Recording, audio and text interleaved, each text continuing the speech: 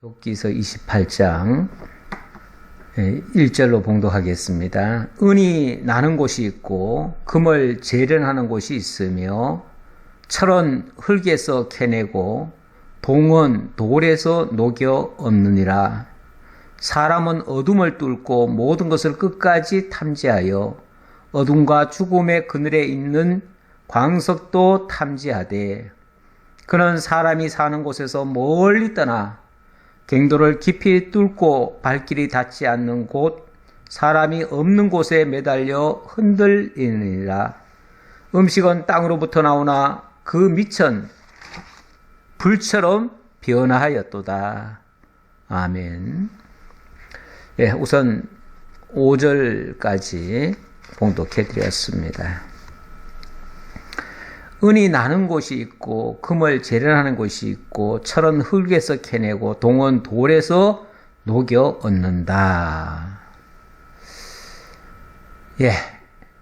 이것들이 사람이 지혜로 얻어내는 것들입니다. 사실 사람을 제외한 그 어떤 동물이나 식물들도 도구를 이용해서 귀한 보석들을 캐내거나 그것을 활용하거나 이용하는 그러한 개체들은 없습니다. 어찌 보면 인간이 유일하죠. 그런 면에서 인간은 다른 만물들보다 더 지혜로운 것이 분명합니다. 그리고 온갖 것을 다 알고 있습니다.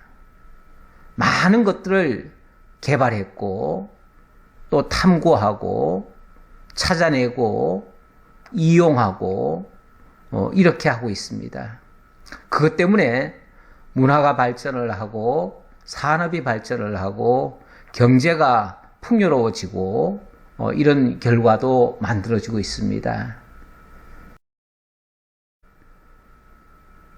그런 것들 때문에 인간들이 때로는 자고하기도 하지요. 아, 우리가 하면 되는구나. 우리가 할 수 있다. 뭐든지 다 할 수 있다. 없는 것도 만들 수 있다. 그리고 세상 모르는 거 없다. 우리는 다 한다. 이런 큰 소리까지도 뻥뻥 치지요. 거기서 이제 조금 더 나아가면 그야말로 하나님이 할 수 있는 일을 우리도 할 수 있다라고 그렇게 자고하는 경우도 있습니다. 26장부터 자기의 여러 신학적 관점들을 진술을 하고 있는데요. 지난번에 하나님의 존재, 곧 기독교 신관에 대해서 이야기를 했다면 오늘은 많은 지혜로운 일들에 대해서 언급을 하는데 이것이 일종의 기독교 인생관이다 이렇게도 말씀드릴 수 있겠습니다. 인생관, 우리 인간의 삶의 이야기들이죠. 인간만큼 지혜로운 존재가 없어요. 하나님이 특별히 인간에게 이런 지혜를 주셨어요. 사실 모든 지혜의 근원은 하나님이십니다. 하나님께로부터 온 천하 만물에 대한 지식을 가지고 계시고 그분이 창조하셨으니까 당연히 그분이 가지고 계신 것은 당연한 것이고요. 그런데 그 하나님만이 알고 행하신 그 모든 일들을 인간도 흉내내기를 시작했지요. 그것이 좋은 뜻에서 하나님을 알고 하나님을 깨닫고 하나님의 뜻을 따라서 살아가는 이런 분야로 이해를 하고 적용을 했다면 참 좋았을 텐데 거기서 머무는 게 아니라 하나님 자리까지 아예 넘보는 이런 지경까지 이르렀지요. 그것은 곧 하나님과 동등시 여기는 하나님이 되고자 하는 그런 마음으로 발전을 하게 되는데 그것이 곧 악한 사단의 괴기에 넘어간 것이고 사단을 따라간 것이죠. 원래 하나님이 창조주시고 인간은 피조물이기 때문에 원칙적으로는 인간은 자기 생각을 앞세울 것이 아니라 하나님의 명을 받들어서 살아가는 존재가 되어야 마땅합니다. 실제로 인간을 제외한 모든 만물들은 하나님이 지으신 그대로 순응을 하고 삽니다. 순종을 하고 삽니다. 하나님 뜻을 어기지 않고 살아갑니다. 그렇지만 인간만큼은 때때로 하나님의 뜻을 어겨가면서 자기의 뜻을 내세우고 자기의 뜻을 관철하려고 합니다. 그러다 보니 사실 만물보다 거짓되고 부패한 것이 사람의 마음이라 이런 생각하는 자체가 이미 부패했다 그 말이죠. 그래서 예레미야 선지자가 그런 말을 해요. 만물보다 더 거짓되고 부패한 것이 사람의 마음이라고요. 다른 만물들은 다 하나님 앞에 순종하는데 인간만큼은 하나님을 대적하기도 합니다. 한마디로 잘났어요. 인간이 잘난 거예요. 다른 만물들보다 더 잘나가지고 하나님이 지어놓으신 피조물임에도 불구하고 창조주처럼 행동을 해요. 그래가지고 자기가 뭐든지 다 할 수 있다고 생각하고 온갖 것을 자기 마음대로 다 하려고 그래요. 심지어는 하나님의 뜻을 거스려 가면서까지, 물론 그렇다고 해가지고 하나님을 대적해서 이긴다든지 하나님의 뜻을 꺾는다든지 이럴 수는 없지요. 하나님이 인간에게 지시기까지 하지는 않습니다. 경우에 따라서는 하나님이 못 본 채 좀 무시하듯이 그냥 방관하듯이 아니면은 오래 기다리듯이 이렇게 하나님께서 기회를 주시기는 합니다. 이거는 어찌 보면 인간에게 좀 기회를 주는 거죠. 길이 참으시면서. 그래서 길이 참으신다 이런 표현을 써요. 하나님이 인간을 향해서 때로는 불의하고 대적하지만 하나님은 길이 참으셔요. 그러다가 어느 순간 하나님의 심판이 있지요. 그런데 하나님이 길이 참으니까 마치 하나님이 아무런 간섭도 안 하시는 줄 알고 또 망령되이 하나님을 대적하는 사람들도 있어요. 큰 착각이죠. 자, 이렇게 온전치 못한 인간이, 피조물인 인간이 하나님 행세를 하고 또 자기가 마치 하나님처럼 다 할 수 있는 존재인 양 착각하고 때로는 모든 것을 다 아는 것처럼 큰 소리를 뻥뻥 칩니다.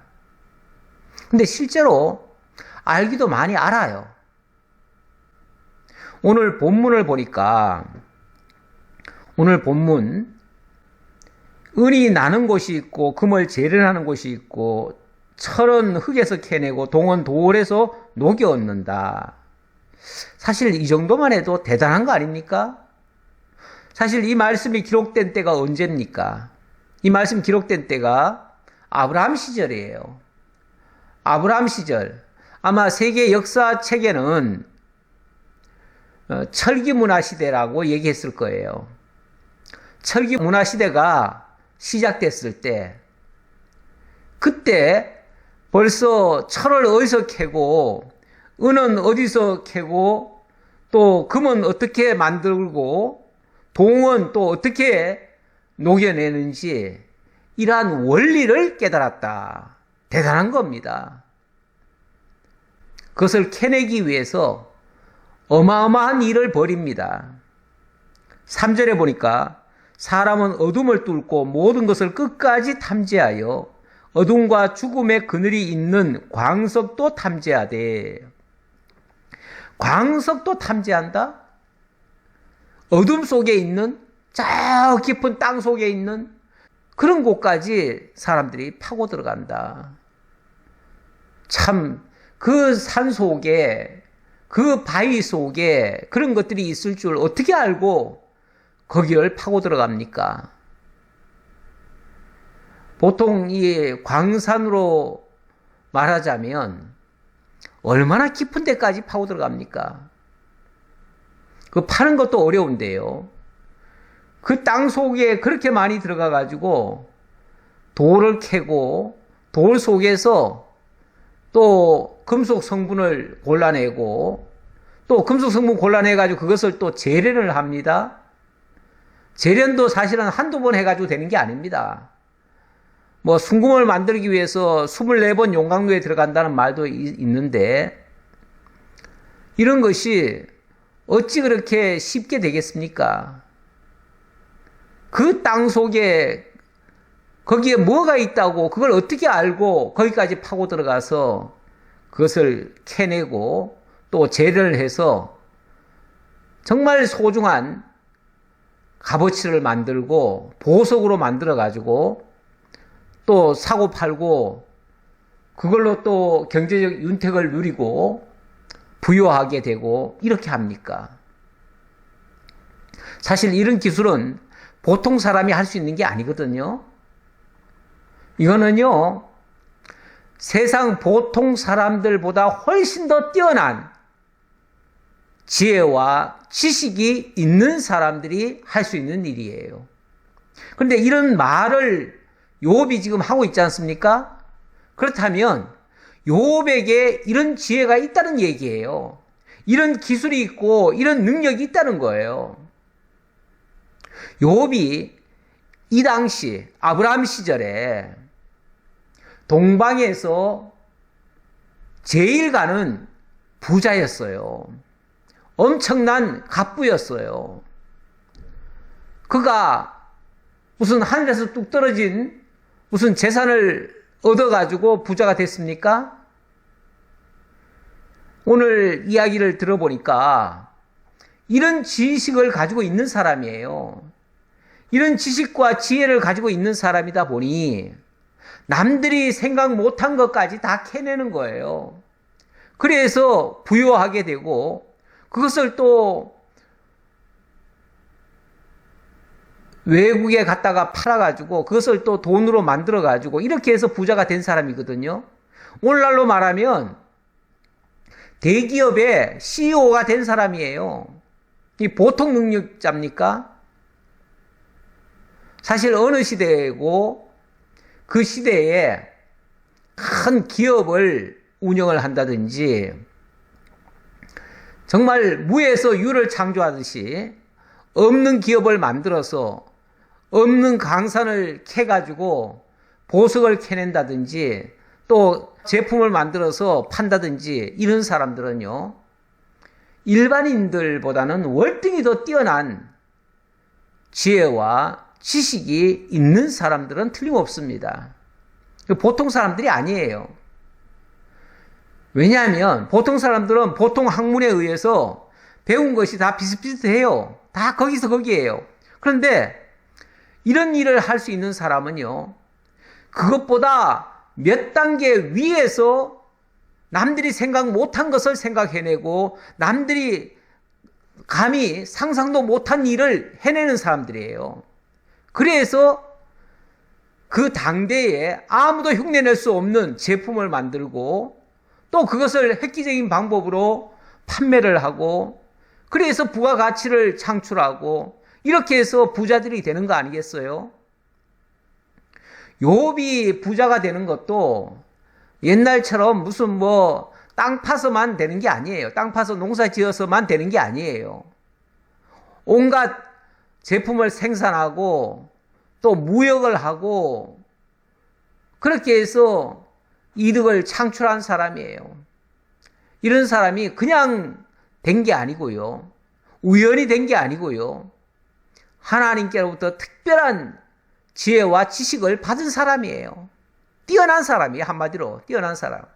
그러니까 이런 놀라운 지식까지도 이야기를 할 수 있는 거예요. 어쨌든 이런 말을 할 수 있다는 거, 이런 상식을 가지고 있다는 거, 이런 지식을 가지고 있다는 거, 이거 보통 사람 흉내낼 수 없는 단계를 가지고 있는 사람이다. 원래 욥기 전체가 참 지혜로운 말씀으로 많이 가득 차 있어요. 그래서 어떤 면에서는 욥기도 지혜서 중에 한 권이에요. 지혜서라고 할 수 있어요. 욥도 지혜에 대한 이야기를 많이 했고, 또 친구들 역시도 지혜에 대한 이야기를 많이 했잖아요. 근데 친구들과 욥이 어찌 보면 서로 경쟁적으로 지혜로운 말씀들을 설파를 했는데, 뭐 어찌 보면 욥과 친구들의 지혜의 그 수준이 조금 달라요. 단순히 지혜만 가지고 얘기한다면 뭐 비슷할 수도 있어요. 그래서 때로는 친구들의 말이 옳다고 느껴지기도 해요. 워낙 그들의 친구들도 보통 지혜로운 사람들이 아니에요. 그래서 그들도 지혜로운 말을 많이 했어요. 그런데 어찌 보면 그 친구들과 욥이 다른 점이 있다면, 그 친구들은 지금까지 자기네가 알고 있는 전통과 자기네들의 경험에 의한 것들을 가지고 얘기를 하고 있어요. 그런데 욥은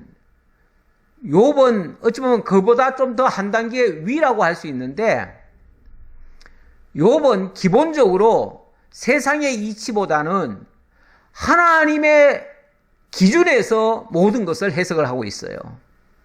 그래서 모든 것이 하나님께로부터 나왔다는 것을 전제하고 하나님이 주신 지혜를 따라서 언급을 합니다. 그리고 또 욥이 가지고 있는 더 큰 장점이랄까요? 아니면 자관 욥의 친구들과 비교해서 월등히 더 뛰어난 부분이 있다면, 친구들은 그냥 세상 이치에 따라서 들은 거 가지고 보통 얘기를 한다면, 욥은 자기가 지금 하나님 앞에서 다 지금 체험하고 있어요. 하나님께로부터 주신 그 고난을 직접 받아서 몸으로 느끼면서 하는 말이에요. 그래서 훨씬 더 진지하고, 여기에는 위선이나 거짓이 있을 수가 없어요. 근데 친구들은 이론적으로 얘기하는 거다 보니까 자기가 경험한 것들이 아니에요. 그냥 전통적으로 내려온 얘기를 가지고 했을 뿐이에요. 그러다 보니 원래 이론과 실제에는 거리감이 있거든요. 그래서 친구들의 이야기들은 논리적으로는 그럴듯하나 실제에서는 안 맞는 경우가 많아요. 근데 욥은 자기가 직접 다 경험하고 있는 중이에요. 지금 다 겪으면서 하는 말이에요. 이거는 일종의 임상실험이 된 말들이에요. 하나님의 주신 그 지혜를 따라서 이론적으로 이미 정리가 됐고요. 정리된 것이 자기의 실체 체험을 통해서 드러난 걸 가지고 얘기를 하고 있어요. 그러니까 욥의 말은 같은 지혜를 지금 언급하더라도 욥의 말이 훨씬 더 설득력이 있는 거예요. 그런 의미에서 욥이 친구들의 말을 이기고 능가하는 참 진리의 말씀이 되는 것이죠. 친구들의 말은 일면은 그럴듯하나 깊이 들어가 보면 좀 아닌 것들도 있다 그 말이에요. 또 억지로 욥에게 갖다가 끌어맞추다 보니, 욥을 정죄하기 위한 도구로 쓰다 보니 어거지가 좀 많았지요. 그래서 문제지, 친구들의 말도 상당히 좋은 말들이 많아요. 그래서 뭐 개별적으로 보면은 참 친구들의 말도 버릴 게 별로 없어요.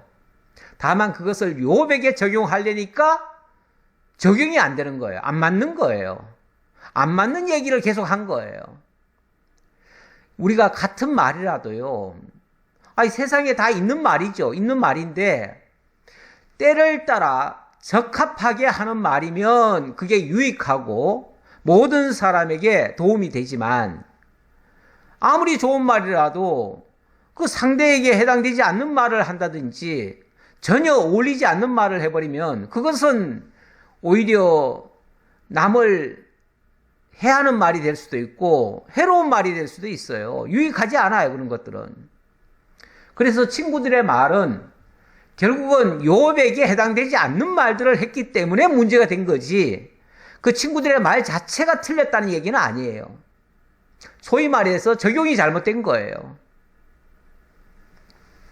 자, 어쨌든 오늘 내용은, 자, 이 모든 이야기 속에 인간에게도 하나님이 엄청나게 많은 지혜를 주셨다라는 것을 알 수가 있고, 그것을 이용해 가지고 인간들이 문화를 창출하고 산업을 일으키고, 그래서 경제적 부가가치를 올리고, 이렇게 해서 많은 부분에 있어서 유익을 끼치고 있다, 사회 전반에. 그래서 세상이 점점 발전하는 것처럼 이렇게 보여지기도 하잖아요. 아니, 이 시대에, 아브라함 시대에 남들은 지금 아무것도 생각 못할 때에 욥은 이렇게 어마어마한 지식을 가지고 온갖 그런 능력에 인간이 할 수 있는 그런 것들을 지금 설파를 하고 있잖아요. 이게 도대체 어디서 나온 지혜입니까? 어디서 나온 지식입니까, 이게? 세상에서 그냥 배우면 나옵니까? 학교에서 가르치는 지식이라고 하는 것은요, 그 시대에 최고의 그런 학문을 만들어가지고 또 증거하고 있지만은, 아직까지 개발되지 않은 거는 말 못해요. 증명되지 않은 것까지 얘기할 수가 없어요. 그런데 욥이 이 당시에 자신 있게 얘기하는 거 보면 이미 그 시대에 이렇게 놀라운 선진 문화가 만들어졌다는 거예요. 이거야말로 진짜 하나님께로부터 받은 지식이 아니면 불가능한 얘기예요. 예, 사람은 어둠을 뚫고 모든 것을 끝까지 탐지하여 어둠과 죽음의 그늘에 있는 광석도 탐지하되, 그는 사람이 사는 곳에서 멀리 떠나 갱도를 깊이 뚫고 발길이 닿지 않는 곳, 사람이 없는 곳에 매달려 흔들리느니라. 그렇죠?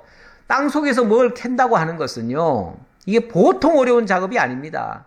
땅속 깊이 일단은 땅을 파고 들어가야 돼요. 얼마나 깊이 파고 들어가야 되는지, 거기는 어둠과 죽음의 그늘이 있는 곳이에요. 사실 그 광산에 들어갔다가 죽은 사람들은 엄청 많잖아요. 제가 어릴 적만 해도 뭐 어디서 탄광이 무너졌느니 어디서 철광이 무너졌느니 해가지고 그 속에 지금 몇 명이 갇혀 있는데, 뭐 맨날 며칠 그 구조하다가 아마 제일 장기적으로는 뭐 16일 만인가 구출받은 사람도 있을 거예요. 예. 그 보통 어려운 게 아닙니다. 일단 갇히면요, 그 안에서 빼내기가 너무 힘들어요. 뭐 수 킬로를 안으로 들어가잖아요. 그 갱도 안으로 들어가면 정말 그 옛날 같으면은 진짜 뭐 촛불 같은 거 들고 갔지 않겠습니까? 그런 거 들고 가가지고 그 깊은 땅 속으로 들어가가지고 그 돌을 캐가지고 그 돌 속에서 또 재래를 해서 금속을 얻어낸다? 이 정말 보통 일이 아니거든요. 이거는 정말 사람이 없는 곳에 매달려 흔들린다 그랬는데 죽음을 불사하고 하는 일들이에요. 그래서 광산에 들어가는 사람들은요, 거의 죽음을 내대고 일하는 사람들이에요. 그래서 옛날부터 광산에 들어가는 사람들한테는 보통 밖에서 일하는 사람들보다 2배, 3배를 줍니다. 언제 죽을지 모르니까요. 음식은 땅으로부터 나오나 그 밑은 불처럼 변하였도다. 예, 이거 뭐 세상 먹거리들이야 다 땅에서 나는 것 같잖아요. 그래서 땅에다가 씨를 뿌려가지고 농사를 지어서 그거 그냥 캐서 먹고 이렇게 살잖아요. 그런데 저 땅 속은요, 한마디로 불구덩이 같은 곳이에요. 원래 지구 한 복판은 불못 아닙니까? 불못. 지구를 이렇게 잘라가지고요, 단층으로 이렇게 들여다보면 그 핵이라고 하는 게 있잖아요. 지구의 핵. 핵물질이 뭐냐면 전부 다 그거는 그냥 용암이에요, 용암. 그 안에는 펄펄 끓는 뜨거운 용암이 있어요. 그 용암 위에 어찌 보면 흙이 덮여 있고 돌이 덮여 있고 그리고 이제 거기서 때때로 솟구치는 것도 있어요. 그래서 용암이 한번 터지면은 그게 그냥 산으로 그냥 하늘처럼 막 올라가잖아요. 올라가다가 그게 땅으로 떨어지면서 식어요. 식으면은 그게 산이 되는 거예요. 원래 산이라고 하는 게 어느 날 지구 안에 있는 그 뜨거운 용암이 솟구쳐 가지고 식으면서 만들어진 것들이 대체적으로 산이에요. 근데 그 산 속에 또 그런 광물질이 또 있는 거 아니겠어요? 근데 이거를 어떻게 그것을 찾아냈냐 그 말이에요. 정말 신기할 정도지요. 예. 그 돌에는 청옥이 있고 사금도 있으며, 예, 청옥도 있고 사금도 있다. 그 길은 솔개도 알지 못하고 매 눈도 보지 못하며, 예, 솔개, 매 이런 것들은요 눈이 엄청 밝습니다. 엄청 밝아가지고 몇 킬로 밖에 있는 그 작은 먹이도요, 뭐 좀 약간 가장하면 개미 새끼 지나가는 것도 다 봅니다. 물론 이건 좀 가장한 말이에요. 그러니까 작은 먹거리라도 딱 보이면 매들은요 그 표정을 보는 순간 뭐 1km 밖에서도 쏜살같이 내려옵니다. 내려와가지고 그것을 딱 낚아채가지고 갑니다. 매나 솔개가 이렇게 눈이 밝아서 온갖 것을 못 보는 게 없는데, 그런데 그런 솔개나 매도요 그 땅 속에 있는 그 광석은 못 봐요. 또 관심도 없고요. 그런 거는 원래 사람이 철광석 속에 있는, 그러니까 돌 속에 있는 철을 뽑아가지고 그것을 이용하고 또 금, 은을 뽑아가지고 그것을 보석으로 사용하지요. 그러나 다른 동물들은 그런 보석이 전혀 관심이 없습니다. 보석 좋아하지도 않아요. 보석이나 뭐나 간에 다 돌덩어리밖에 아니고 그것들의 눈에는요 보석이라는 의미가 없어요. 예. 오로지 먹거리만 찾아서 전전하지요. 아마 원숭이나 이런 짐승들한테는요 먹거리 한 그릇과 금덩어리를 한 그릇 주면은 금덩어리는 쳐다도 안 볼 것이고 그 먹거리는 바로 가져가려고 할 겁니다. 낚아채 갈 겁니다. 이렇게 짐승들은 이 금속이나 이런 거에 가치를 못 느껴요. 그런데 인간은 거기에 가치를 둬요.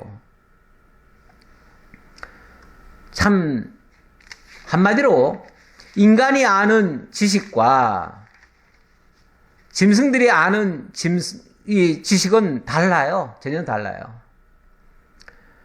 인간이 가치롭게 여기는 것과 짐승들이 가치롭게 여기는 것이 달라요. 짐승은 먹거리만 찾아다녀요. 그런데 인간은 그 먹거리보다도 더 소중한 것이 이런 금속이고 보석이고 진주고 더 가치로운 것들이 많아요. 근데 사실은 그것보다 더 가치로운 것도 있지요. 특히 우리 하나님의 백성들에게는 하나님보다 더 소중한 게 없지요.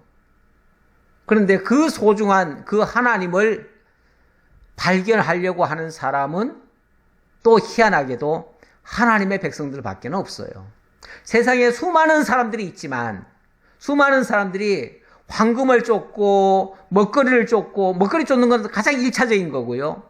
또 황금 보석을 쫓는 것은 2차적이라면 3차적으로는 우리가 더 가치로운 것도 사실은 더 찾아야 되거든요. 더 가치로운 게 뭐겠어요? 더 가치로운 것은 영원하신 하나님이시죠. 그리고 그 하나님이 만드시는 그 하나님의 나라고 그 하나님이 이루시고자 하는 하나님의 의죠. 하나님의 나라와 그의 의까지 생각하는 자라면 굉장히 수준 높은 단계에서 정말 고차원적인 것의 가치를 아는 사람들이고, 그걸 모르고 그냥 세상에 먹거리만 쫓아다닌다 하면 가장 원초적인, 그야말로 동물과 같은 사람의 모습일 수도 있고, 거기다가 조금 더 문명적인 인간이라고 하면 먹거리에서 다음 단계인 어떤 귀한 것, 보석 같은 것, 그런 것들을 추구하지요. 오늘날 돈을 추구하고 명예를 추구하고 물질을 추구하는 사람들, 그 사람들이 어찌 보면 동물보다는 좀 더 나은 가치를 추구하는 사람들인데, 거기서 머물러도 아직 온전한 인간의 모습은 아니죠. 온전한 인간의 모습이라면 자기를 창조하신 그 하나님을 만나야 되는데 거기까지는 생각을 못한다, 그 말이에요. 예, 제가 이 본문을 보면서 정말 지혜의 필요성을 생각해 봤습니다. 우리 잠언이 보통 지혜서라고 얘기를 하는데, 욥기도 만만찮은 지혜서입니다. 왜 욥기를 지혜서라고 얘기를 하냐면, 오늘도 엄청난 지혜가 나왔잖아요. 그리고 이 지혜에 대한 이야기를 앞으로 지금 계속 열거할 겁니다. 그렇기 때문에 제가 그 지혜의 필요성을 얘기를 하는데, 예, 제가 아까 이미 사실은 다 지혜의 필요성을 했고, 이 지혜와 지식을 추구하는 곳이 어디냐면 세상에 많은 대학들입니다. 이 대학이라고 하는 것도 일단 그 배움의 광장 아닙니까? 세상 다른 동식물들은 대학이라는 게 필요 없어요. 뭔가 따로 일부러 배울 필요도 없어요. 그냥 부모로부터 전수받은 게 전부예요. 그리고 그렇게 그냥 살다가 끝나요. 근데 인간만큼은 거기서 머물지 않고 부모로부터 습득한 본래적인 그런 지식에서 머물지 않고 학습을 통해서 새로운 연구도 하고 공부를 해서 우리가 미처 생각 못했던 것들까지도 다 개발해서 정말 더 가치로운 거, 더 위대한 것을 만들기도 하고, 그것을 추구하기도 하고, 그것을 얻기도 하고, 그렇게 해서 인간의 삶이 더 풍요롭게 만드는 그런 결과에 이르게 되지요. 그래서 인간은 대학을 세웁니다. 학교를 세웁니다. 학교를 세워서 추구하는 것들이 있어요. 뭘 추구합니까? 제가 인간이 뭘 추구하는지를 대학을 통해서 보려고 우리나라 대표적인 대학 세 군데를 한번 찾아봤어요. 찾아봤더니 대학에 그 이념들이 다 있어요. 대학마다 있고, 그것을 그 학교 로고에다가 다 새겨놨더라고요. 그래서 로고를 보니까 서울대는 이렇게 돼 있어요. 이게 이제 영어가 아니고 라틴어인데요. 헬라어죠. 헬라어. 헬라어에서 다 따왔더라고요.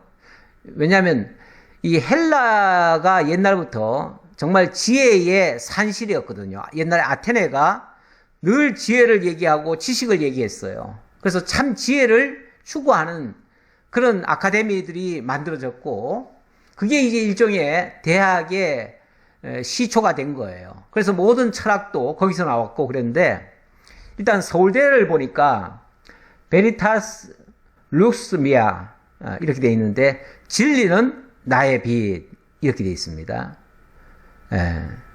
바로 진리를 추구한다 그 말이죠. 그 면류관 그림에다가 진리를 받아서 그 진리로 밝은 빛을 비추는 그런 곳이다 그 말이죠. 그런 의미로 로고를 만들었더라고요. 그리고 연세대는 원래 기독교 학교이기 때문에 당연히 성경에서 가져왔는데요. 여기는 베리타스 우어스 리버라빗 이렇게 되어 있는데, 이거는 진리가 너희를 자유롭게 하리라. 우리 성경에 있는 말이죠. 요한복음 8장 32절. 진리를 알지니 진리가 너희를 자유롭게 하리라. 그게 연세대의 로고에 적혀 있어요. 그리고 고려대도 마찬가지로 이 진리를 얘기하는데, 우리는 진리만이 아니라 자유와 정의도 우리는 함께 다루겠다 해가지고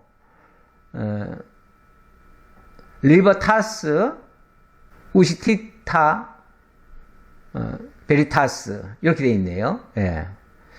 예, 요거는 자유, 정의, 진리 이런 식으로 되어 있어요. 그런데 한결같이 보니까 진리를 추구하네요. 그래서 이 대학들을 일반적으로 보통 어떻게 표현을 하냐면 진리의 상아탑이다 이렇게 얘기를 해요. 진리의 상아탑. 진리를 습득하고 그 진리를 쌓아서 보다 더 지혜로운 사람이 만들어져서 사회나 국가나 민족에게 큰 유익을 끼치는 그런 사람으로 기르겠다, 그런 뜻이죠. 거기에 가장 중요한 요소가 진리라는 겁니다. 진리. 진리를 습득하게 되어지면 지혜로운 사람이 되어지고, 지혜로운 사람이 모든 면에 선한 영향을 끼친다, 그런 의미가 있는 것 같아요. 예. 그래서 진리를 습득할 수 있도록 이렇게 해야 되는데, 물론 진리가 무엇이냐라고 했을 때 세상적인 무슨 학문을 가지고 진리라고 얘기하는 사람도 있지만, 우리는 당연히 그 진리가 영원한 진리, 참 진리, 진리의 하나님, 진리로 오신 우리 주 예수 그리스도, 길과 진리와 생명이 되시는 예수 그리스도, 그분을 통해서 세상의 모든 이치가 만들어지고 세상의 모든 원리가 작동이 되어지고 세상의 모든 가치가 만들어진다, 이렇게 볼 수 있지요. 그런 의미에서 참된 진리를 습득을 하도록 하는 곳이 바로 학교인데, 이런 학교 꼭 필요하지요. 그래서 기독교인들이 사실은 대학을 많이 세웠습니다. 이 진리를 바르게 습득을 해서 진리의 사람으로, 지혜로운 사람으로 길러내겠다고 하는 그런 건학 이념을 가지고 학교들을 지었습니다. 이거는 인간의 참된 가치를 발견하기 위해서입니다. 그래서 진짜 좋은 기업들, 아주 대표적인 기업가들은요, 일찌감치 사람을 길러야 된다. 단순히 무슨 내 말 잘 듣는 사람을 뽑아가지고 써먹고 버리는 이런 차원이 아니고, 정말로 엄청난 진리를 습득하고, 그래서 남들이 미처 깨닫지 못한 것까지 발견해서 놀라운 능력을 발휘할 수 있는 그런 지혜자를 만들기 위해서는 올바른 진리를 습득해야 된다. 그래서 뜻있는 분들은 학교를 세웁니다. 그래서 그 학교를 통해서 전문적인 교육을 시키고, 그 교육을 통해서 정말 세상이 미처 알지 못한 그런 지식까지 습득을 해서 지혜로운 사람을 만들어내고, 그리고 또 그걸로 또 산업을 일구기도 하고, 그렇게 해서 회사가 커지기도 하고, 이렇게 한 경우가 많아요. 어쩌면 우리나라도 대표적인 기업들이 또 직접 학교도 만들기도 했잖아요. 예를 들면, 글쎄 제가 정확히는 모르겠지만은 아마 포항공대 같은 경우도 그렇게 해서 만들어지지 않았나 싶어요. 기업이 쉽게 말하면 출연을 해가지고 우리의 인재를 우리가 길러내겠다. 그 한때는 보면은 철도니 한전이니 또 이런 데가 다 이 학교들을 세웠어요. 세워가지고 거기에 필요한 인재들을 자기네들이 길러내는 거예요. 그러면 전문적인 교육을 시킬 수도 있고 이렇게 할 수 있는데, 단순히 기술만 가르치려고 하는 것은 저는 학교의 본질에서 좀 벗어났다고 봐요. 그런데 먼저 사람을 만들고 그 사람, 올바른 사람을 통해서 올바른 지식을 습득하게 만들고 올바로 지혜롭게 모든 일을 할 수 있는 그런 능력자들을 만들어내면 학교로서는 아주 성공적인 작품이 되겠지요. 학교의 본질에 맞게 되겠지요.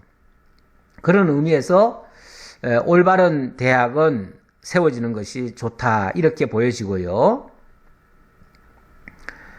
자, 용맹스러운 짐승도 밟지 못하였고 사나운 사자도 그리로 지나가지 못하였느니라. 사람이 굳은 바위에 손을 대고 산을 뿌리까지 뒤엎으며, 사람은 경우에 보면은 그 산을 샅샅이 막 다 뒤지잖아요. 뒤져가지고 이쪽에서 저쪽으로 산을 옮겨가면서까지 그 안에 있는 광산에서 금속을 캐내고 이렇게 하기도 해요. 그런데 세상에 온갖 짐승들, 용맹스러운 짐승들, 힘 있는 짐승들 있지만 그런 것들은 못하고 있어요. 그러니까 이것들이 어디서 나온 힘입니까? 그 지식과 지혜에 의해서 나오는 힘들이에요. 이것을 인간들이 하더라, 그 말이죠.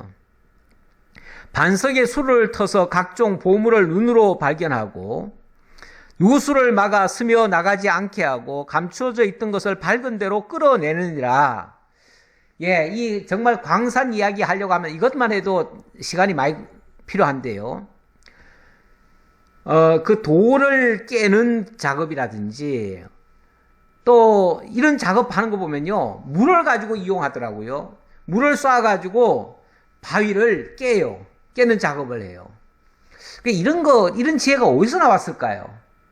이게 이제 크게 말하면 어디서 나왔는지 일단 그건 이제 또 다음 시간에 또 봐야죠. 12절에 보니까 12절로 14절.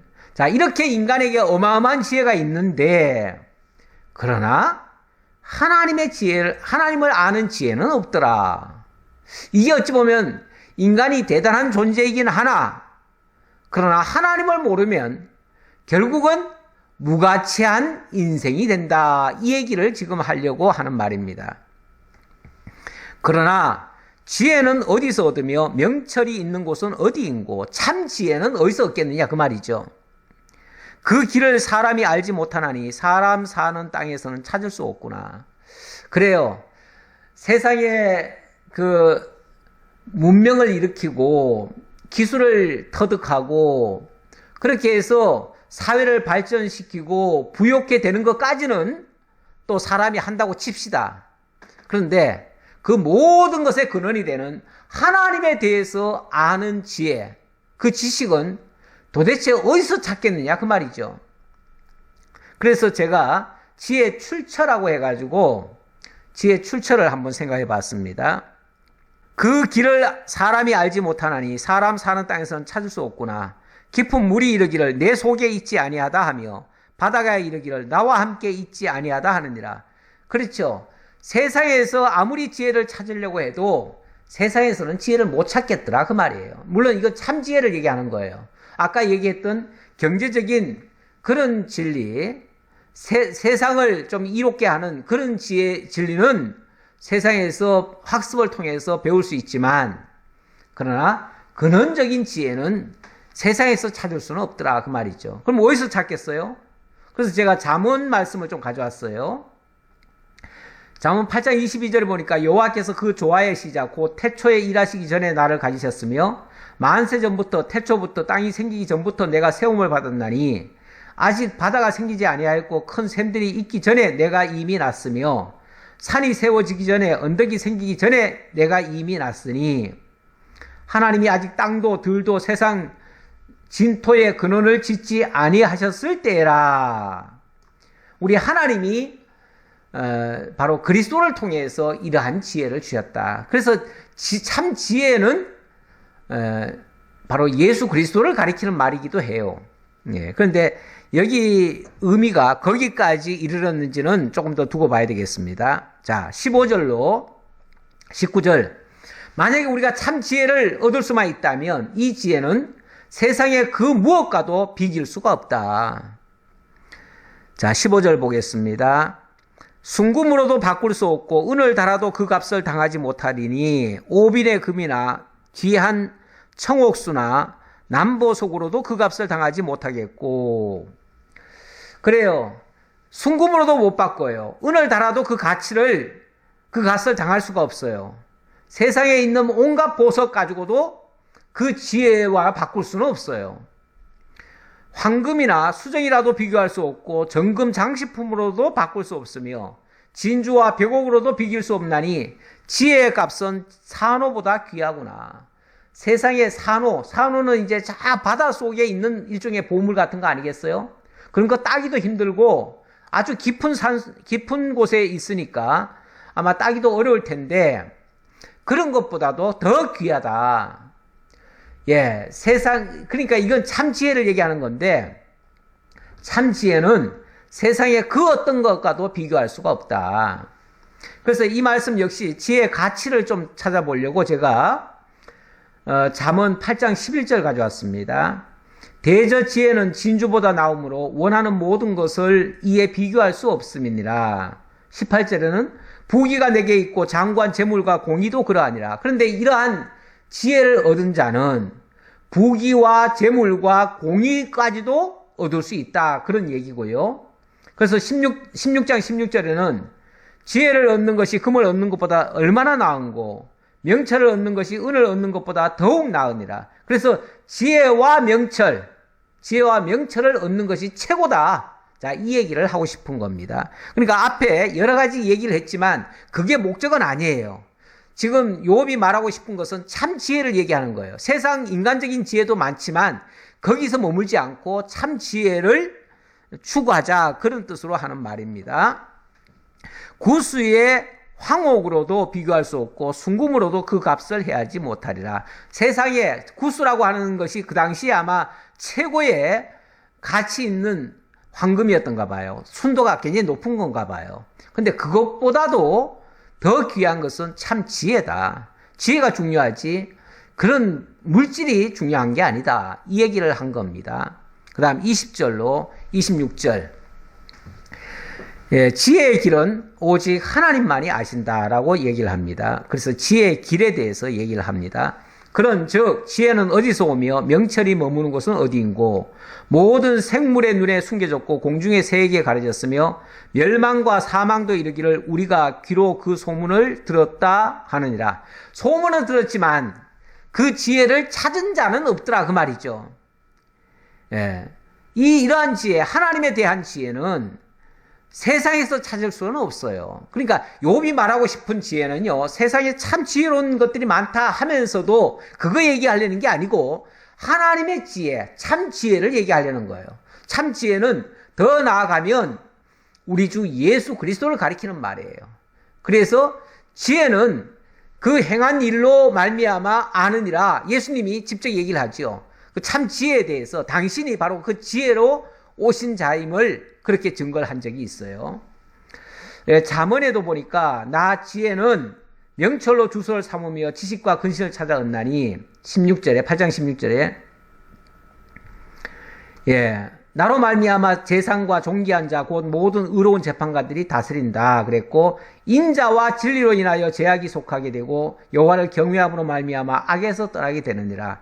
이런 참 지혜와 지식, 여기서부터 모든 문제가 해결된다, 그런 얘기죠. 자 계속 보죠. 23절입니다. 하나님이 맞죠? 하나님이 그 길을 아시며 있는 곳을 아시나니 이는 그가 땅끝까지 감찰하시며 온 천하를 살피시며 바람의 무게를 정하시며 물의 분량을 정하시며 비 내리는 법칙을 정하시고 비구름의 길과 우레의 법칙을 만드셨습니다. 이 세상 모든 이치, 세상 모든 것이 돌아가게 하고 모든 것을 섭리하시는 그러한 원리가 다 하나님의 지혜로부터 만들어진 것이다, 그 말이에요. 27절 그때에 그가 보시고 선포하며 굳게 세우시며 탐구하셨고 또 사람에게 말씀하셨도다. 보라, 주를 경외함이 지혜요 악을 떠남이 명철이니라. 진짜 지혜가 뭐냐? 여호와를 경외하는 것이다. 그리고 악을 떠나는 것이 지혜다. 악을 떠난다는 말은 하나님의 그 지혜를 알면, 다시 말하면 하나님의 뜻을 알면 하나님의 뜻을 따라 살게 될 것인데, 그게 바로 명철이다 그 말이죠. 하나님을 아는 것이 지혜고 그 뜻을 따라 살아가는 삶이 바로 명철한 삶이다.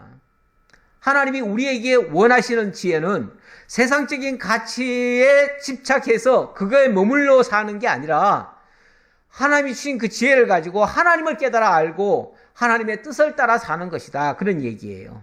그래서 제가 마지막 결론을 이렇게 가져왔습니다. 전도서를 가지고 결론으로 삼았습니다. 전도서 1장 1절 이하에 보면 전도자가 이르되 헛되고 헛되며 헛되고 헛되니 모든 것이 헛되도다. 이 해 아래에서의 이루어지는 모든 일들이 정말로 하나님을 만나지 못한다면 다 헛거다 그 얘기예요.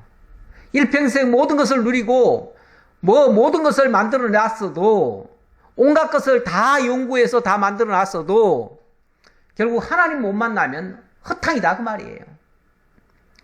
해 아래에서 수고하는 모든 수고가 사람에게 무엇이 유익한가? 그렇잖아요. 사람이 온 천하를 다 얻었다 할지라도 그 한 목숨 사라지면 그것이 다 무슨 의미가 있겠어요.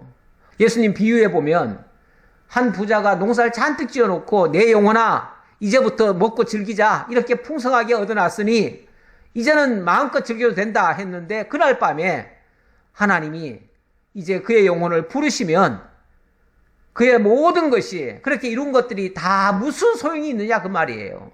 그렇죠. 다 물거품이죠. 그래서 인생이 기껏 쌓아놓고 물거품으로 돌아가는 경우가 참 많아요. 그래서 마지막에 한다는 소리가 헛살았다. 이렇게 될 줄 알았더라면 내가 뭐하러 그렇게 아끼면서 뭐하러 그렇게 쌓아놨던가 이러면서 자신 신세를 한탄하는 그런 사람 많이 봅니다. 해 아래의 모든 것이 이렇다 그 말이에요. 한 세대는 가고 또 한 세대는 오되 땅은 영원히 또다. 해는 뜨고 해는 지되 그 떴던 곳으로 빨리 돌아가고, 바람은 남으로 불다가 북으로 돌아가며 이리 돌며 저리 돌아 바람은 그 볼던 곳으로 돌아가고, 모든 강물은 다 바다로 흐르되 바다를 채우지 못하며 강물은 어느 곳으로 흐르든지 그리로 연하여 흐르느니라. 그래요. 이게 하나님이 만들어 놓은 법칙이에요. 법칙인데 어찌 보면 다 무의로 돌아가는 것 같아요. 다 헛것인 것 같아요. 돌고 돌다 보면 다 원점으로 돌아가는 것 같아요. 그 과정에서 정말 하나님의 역사를 못 느낀다면 무가치한 거다 그 말이죠. 사람이 왜 살아요? 뭐 때문에 살아요? 뭐 때문에 돈 벌고 뭐 때문에 그렇게 애를 쓰고 막 갖다 모아놔요? 그러다가 이제 살만하면은 죽는데, 어느 분이 그러시더라고요. 정말 이제 중병이 걸려가지고 곧 죽게 됐는데, 내가 뭐하러 이렇게까지 했던가, 뭐하러 그렇게 아끼고 뭐하러 그렇게 안 먹고 안 쓰고 모아가지고 내가 지금 뭐하는 짓인가, 예, 그런 생각 들지요. 정말 허망하지요. 허망합니다. 그러다 보니까 어떤 사람은 아유 괜히 왔다 가네, 그냥 일평생 생각나는 거는 고생한 거밖에 생각 안 나고 별로 즐거운 일도 없었고 뭐 먹고 즐기느라고, 어떤 사람들은 뭐 먹고 즐기는 것이 전부다 그래가지고 그냥 나중에 이렇게 아끼면 뭐 하느냐, 그냥 먹고 즐기는 게 제일 낫지 그래가지고 쾌락주의로 빠지는 경우도 있잖아요. 그 헬라 철학에 보면은 쾌락주의가 있어요. 금욕주의가 있고요. 금욕주의는 뭔가를 더 나중을 생각해서 참고 인내하고 모든 것을 절제하고 다 하지만은, 쾌락주의는 아니 인생이 이 삶이 이게 전부인데 한 삶밖에 없는데 이때 아끼고 뭐 해봤자 나중에 가서 죽으면 그만인데 사는 게 중요하지, 그냥 쾌락을 즐기는 게 중요하지 하면서 쾌락주의로 가는 사람 있잖아요. 요즘 현대인들 젊은이들 중에는 쾌락주의로 빠지는 경우가 많아요. 그래서 왜냐하면 참된 가치를 모르니까요. 예, 이렇든 저렇든 창조주 하나님을 만나지 못하면 다 헛겁니다. 다 헛거예요. 그런데 전도서 시작은 이렇게 시작했는데 다 헛거라고 얘기했는데 마지막 12장 13절 결론적인 얘기를 들어보니까 이 일의 결국을 다 들었으니 하나님을 경외하고 그의 명령들을 지킬지어다. 이것이 모든 사람의 본분이니라. 일의 결국을 다 들었는데 모든 것에 모든 인생 삶의 결론을 보니까 하나님 경외하고 그의 명령들을 지키는 것 그것만이 영원히 남더라 그 말이죠. 그거 외에는 다 헛거더라 그 말이죠. 그래요. 우리가 이 땅에 와서 정말 하나님 못 만난다면 예수 그리스도 안 믿는다면 이 땅의 삶은 그냥 바람처럼 왔다가 바람처럼 가는 인생이에요. 괜히 왔다 가는 인생이에요. 많은 오염물만 남기고 가는 인생이에요. 무가치한 인생이에요. 그래서 헛되고 헛되며 헛되고 헛되는 모든 것이 헛된 그런 인생이에요. 하지만 이 과정에서 하나님을 만나고 하나님을 아는 진리를 만나고 하나님께로부터 오는 그 지혜를 받고 그렇게 해서 하나님의 뜻을 따라 사는 그 명철함이 만들어진다면 그의 삶은 너무나 소중한 가치, 세상 그 금과 모든 것과 바꿀 수 없는 정말 가치로운 그런 삶이 되어질 수 있다. 이것이 진정한 기독교의 온전한 가르침입니다. 우리로 하여금 참 지혜자 되시는 우리 주 예수 그리스도를 만나시고 그분 안에서 참 진리가 주는 그 자유함으로 기쁘고 행복하게 살다가 정말 주님과 함께 영원한 하나님의 나라를 함께 누리시는 여러분들 다 되시기를 진심으로 기원합니다. 기도하겠습니다. 감사합니다, 하나님. 오늘도 주님께서 욥을 통해서 기독교 인생론에 대한 진지한 말씀 다시 한번 상고할 수 있도록 일깨워 주셔서 감사합니다.